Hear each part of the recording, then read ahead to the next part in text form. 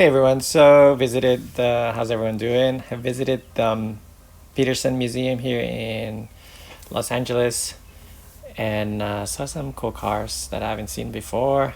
Well, we'll get right on it. So basically, this is the entrance to the museum where they had the Audi R8 on display with the explosion of the engine components or parts.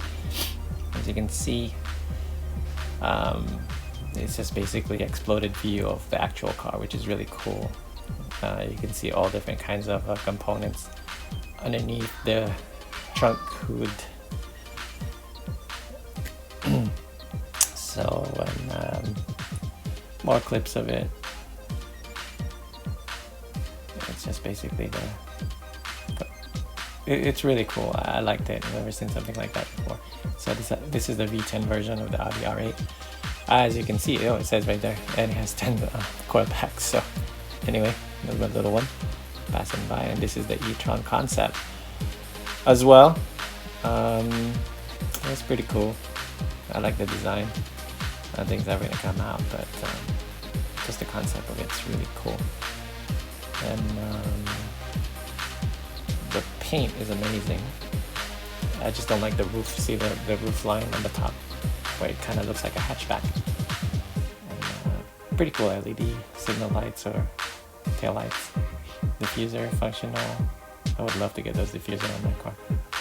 So this car over here, I think this is the car was released after the Lycan, the one that they used from Fast and the Furious. I did not know that this car was made from Dubai, or it's an Arabian car. I've never knew that there's an Arabian car in existence, because I never look into the Lycan. Anyway, another Porsche. This is one of my favorite Porsche as well, next to the one that's coming up right now.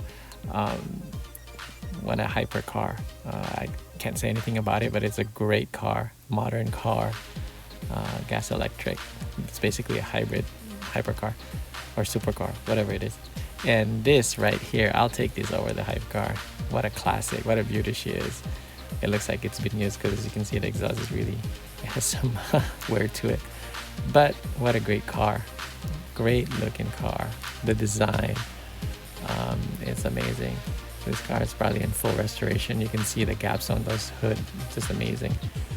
It's just perfectly aligned. There's no chips or anything on this car. As you can see, they put something around it so you can't get close to it. Love it. Oh, there goes my little one with his silliness. I love it. I forgot which Ferrari that is. I cannot tell. I don't know a lot about Ferraris. Anyway, this right here, this is the floor where they have all the classic race car, restored race car. Pretty cool looking floor. Beautiful presentation as well. Just there to enjoy it. So anyway, here they are. This Porsche right here is one of my favorite. Check those fins on the wheels. It's actually a cover that sucks in air to cool the brakes or to reduce the lift on the wheels. Pretty cool. There it is. Just looks like that. It's one piece design. Oh, this is a car that I've never heard of. It's like starts with a B. What is that? Berezini or something like that? I'm not sure. Forgot what it's called. Pretty cool car. Apparently it won the Le Mans. Ah, there it is. Bizzarini. There you go. That's the name of the car. Bizzarini. Really cool looking car. I thought it was a Ferrari first time I saw it, but then it's like, oh, it's a brand I've never heard before. Pretty cool. There's my little one again. Alright, moving on to another car over here. It's, I don't know if this is a Peugeot or Ferrari. Oh, it's a Ferrari. Sorry guys, this is a Ferrari. Another winning race car over here.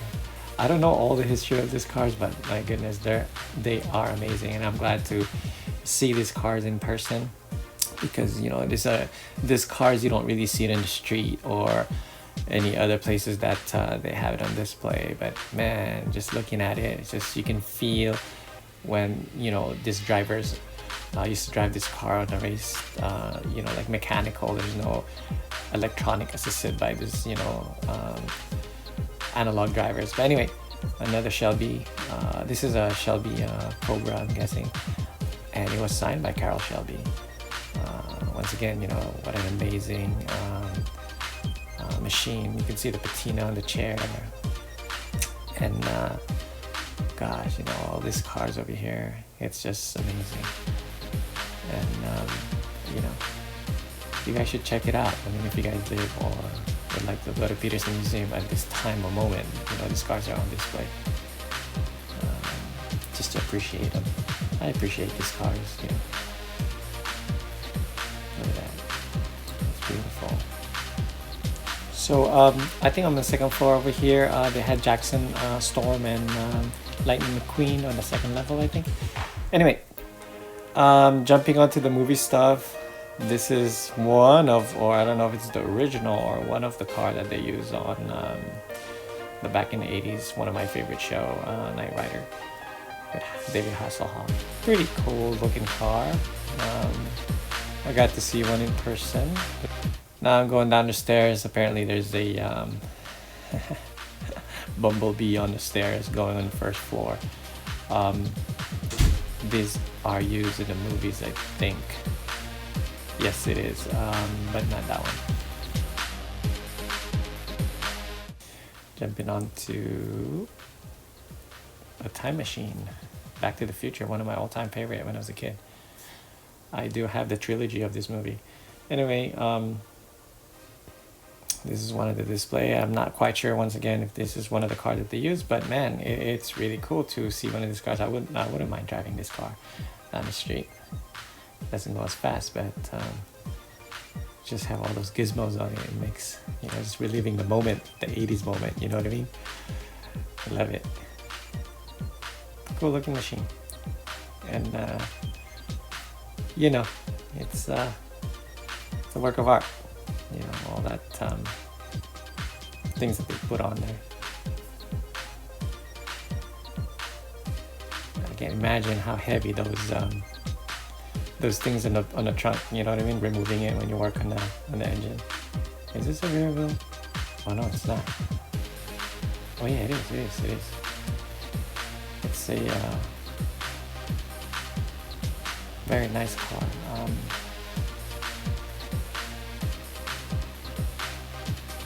Cool gizmos.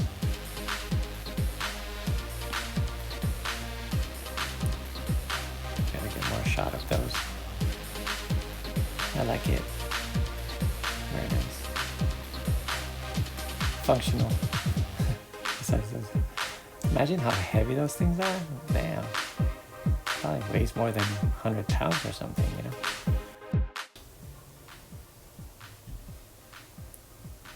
Cool. There are a lot of cars in here that I didn't film because, I don't know, I just thought, you know, I just wanted to see what I wanted to see. And I remember that specific car when they had that specific shot in Minority Report. It's pretty cool. And this one over here, this is very interesting design that I really love. It's a very bubbled looking car, very cool. You know, this is one of the memorable scene at Minority Report as well, when it was shot outside, parked in front of a house. It's really cool. That's actually the front of the car. So, you know, I don't mind driving that car. Anyway, Batman over there. I don't know what movie this came from, but pretty cool. Once again, it has that bubble futuristic feature on it. Q, or the design Q on it. Pretty cool. I just don't know the name. I didn't look at the name and bother looking at it. Ultra, what? Something. Oh, and land speed from Star Wars. Pretty cool. And this is the one of the last two cars that I saw that day that I just caught my attention. It's super flat. I think it stands 60 plus inches. Correct me if I'm wrong. as you can see, the seats is practically laying flat.